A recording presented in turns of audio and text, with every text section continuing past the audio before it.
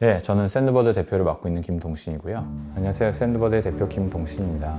샌드버드는 모바일 앱이나 웹사이트에 들어가는 채팅 기능을 구현하게 도와주는 챗 API 회사입니다. 샌드버드는 세계 1위 채팅 API고요. 도어래시라든가 야후, 레딧, 크래프톤 저희 걸 통해서 대화를 해가고 계시고요. 그래서 결과적으로 하고 싶은 게 그런 사람들이 당연시해서 도대체 이거 누가 시작했는지도 모를 정도의 제품 혹은 서비스를 하나 만들어서 사람들이 말하는 그 문명 속에 기여할 수 있으면은 그건 꽤 괜찮은 목표겠다. 현재 월 한 1억 7천만 명 정도 저희 플랫폼을 통해서 이제 대화를 매달 하고 계세요. 2021년 4월 달에 비로소 그 기업 가치 한 1.2조 정도까지 이제 올라가서 유니콘의 이제 대열에 오르게 되었습니다.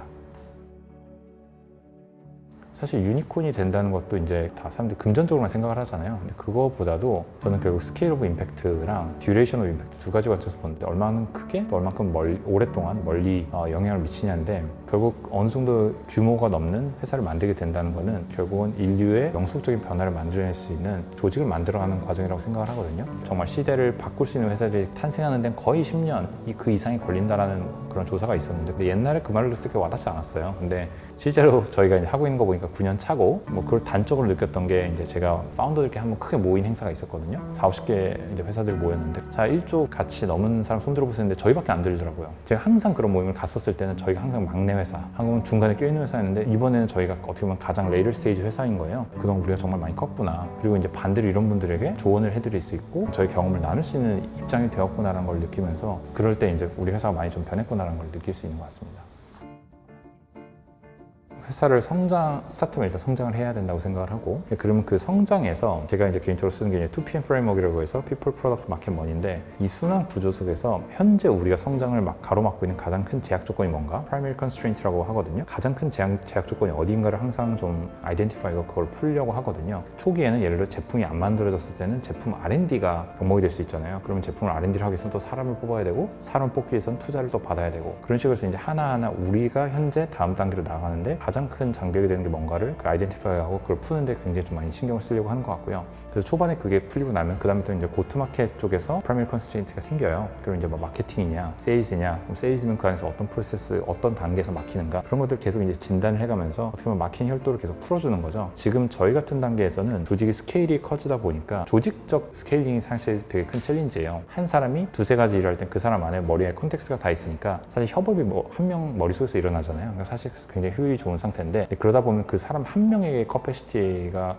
바운드가 되거든요. 근데 조직이 커지고 고객사들도 많아지고 그 사람 한 명이 결국 할 수 있는 한계가 오다 보면 이거를 이제 시스템, 사람들 조직으로 이제 풀기 시작해야 되는데 컨텍스트가 나눠지기 시작하잖아요. 그럼 그 속에서 커뮤니케이션 또 협업을 하기 위해서 어떤 식으로 사람 머릿속에 있는 지식을 조직의 그 지식으로 또 바꿔나가는가 그 과정에서 어떻게 일을 좀 분담을 해서 개개인들이 동기부여를 잃지 않으면서도 그 협업을 좀 잘 일어나게 할 수 있을까. 현재 필요한 사람 뽑으면 안 되고 6개월 뒤, 1년 뒤, 2년 뒤에 필요한 사람들 뽑아야 되잖아요. 그래서 그런 식으로 조직을 스케일링하는 것들에서 현재는 가장 큰 그런 챌린지들을 좀 느끼고 있는 것 같고요. 사실 CEO의 역할은 멀티플라이인 경우가 많아요. 초반에는 CEO가 가서 막 직접 다 하죠. 아마존에서 물건도 구매하고 뭐 화장실 청소할 수 있고 다 하는데 커지면 커질수록 CEO가 결국 할 수 있는 건 나머지 사람들이 일을 조율하고 적재적소에 좋은 팀을 잘 뽑는 게 굉장히 중요해지거든요. 그래서 미국에서 이제 10X CEO라는 프로그램에서 CEO들의 역할이 지금 이제 그로스 스테이지 회사에서는 결국 세 가지밖에 안 남는다. 전략이랑 그 팀 빌딩 하는 거랑 리소스밖에. 초반에는 저도 막 제가 직접 다 하려고 하고 다 테이크케어를 하려고 했는데 바로 제가 회사의 병목이 되더라고요.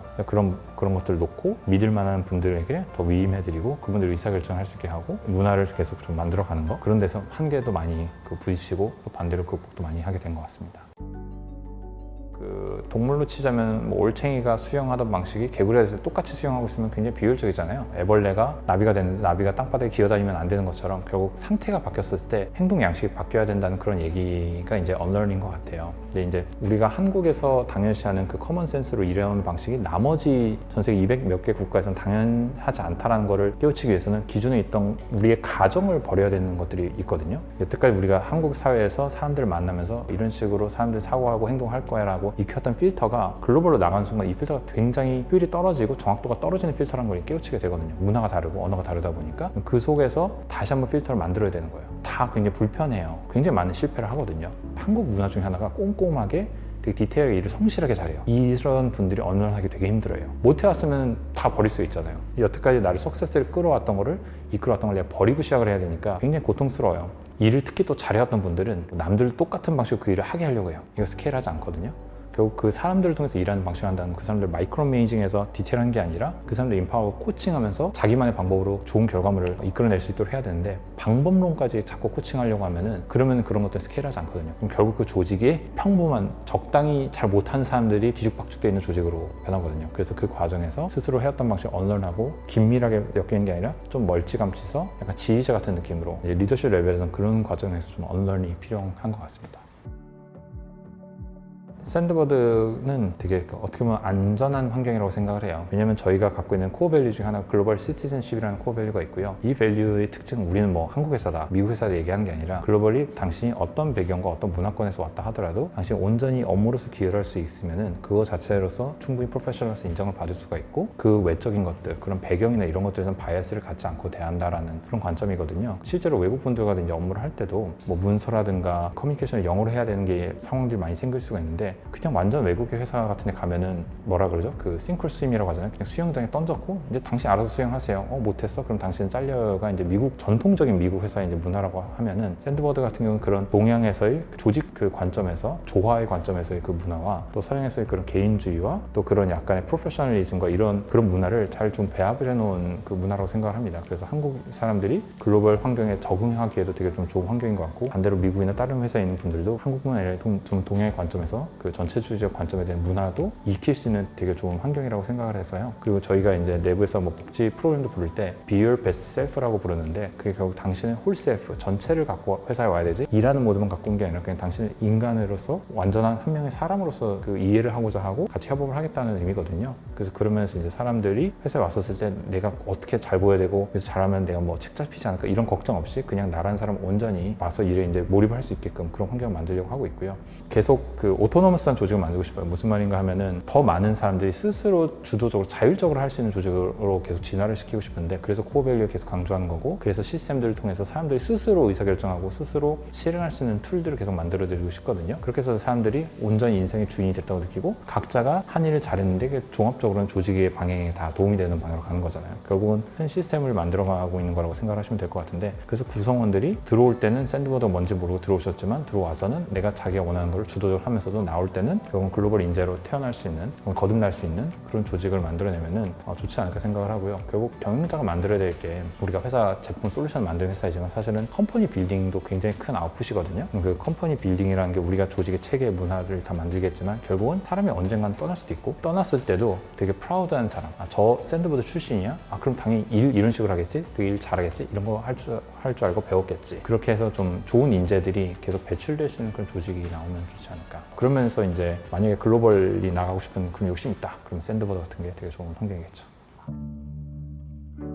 저희가 샌드버드를 처음에 출시했던 그 2016년에 저희 내부에서는 그런 얘기를 했었어요. 야, 우리가 100만 명 정도의 대화를 파워링하면 그게 얼마나 설레는 일이겠냐. 근데 그런 날이 과연 올까? 막 그런 고민을 했었거든요. 근데 어느 날 정신을 차리고 보니까 그냥 고객사 하나당 100만 명이 넘고 1000만 명이 넘고 수천만인 회사들이 이제 생겨나기 시작하면서 그게 어느 순간 이제 숫자로만 보이잖아요. 그러니까 이게 과연 우리가 사회에 어떤 가치를 만들어낼 수 있을까? 어떻게 보면 스스로 의구심을 가졌던 시간이 있었던 것 같아요. 그때 인도에서 델타 그 변종을 통해서 굉장히 많은 사상자들이 생겨나기 시작했는데 그거를 빨리 극복할 수 있게 하는데 되게 좀 중추적인 역할을 했던 게 페이티엠이고 그 중에서 이제 또 그 코로나 알림이라는 거 저희가 이제 했던 것도 의미가 있었던 것 같고요. 결국은 고객 한 분 한 분의 사례를 들을 때마다 이게 그냥 숫자 하나가 아니라 결국은 누군가의 삶이 바뀌고 있고 누군가의 생명을 구할 수도 있고 이 사람들이 존재하는 한 서로 대화를 하려고 할 것이고 대화를 하려는 곳에 모바일 기기가 있다면 저희는 갈 수 있거든요. 정말 세상을 이렇게 대화 한 줄 한 줄로서 바꿔가고 있다라는 거를 좀 체감을 할 수 있게 되는 것 같아서 되게 좀 의미가 있는 것 같고요. 이 세상의 어느 국가가 됐던 간에 저희가 그런 사람들 간의 관계를 형성하고 대화를 하는데 도움을 줄 수 있다는 관점에서는 시장 기회가 무궁무진한 것 같아요. 진짜 인터넷 모바일 인구가 50억 인구인데 현재는 저희는 월 1억 7천만 명밖에 핸들링 안 하고 있거든요. 그럼 정말 그 업사이드가 무궁무진한 거고 그 50억 인구가 앱을 한 개를 쓴 게 아니라 평균적으로 채팅 기능이 있는 앱을 4-5개를 매달 쓴다고 해요. 저희 입장에서는 50억이 아니라 250억 인구인 거예요. 말하자면 정말 유니콘에서 데카콘으로 가는 과정에서는 어떻게 보면 인류에게 좀 더 좋은 영성적인 변화를 만들어낼 수 있는 그런 회사를 만들어갈 수 있을까에 대해서 좀 더 고민을 많이 하게 되는 것 같고요. 또 우리가 어떤 식으로 세상을 바꿔나갈 거고 그에 대해서 우리가 어떤 책임감을 갖고 가야 되는가에 대해서 많은 고민이 뒷받침되어야 하는 게 아닌가 그런 생각을 하고 있습니다.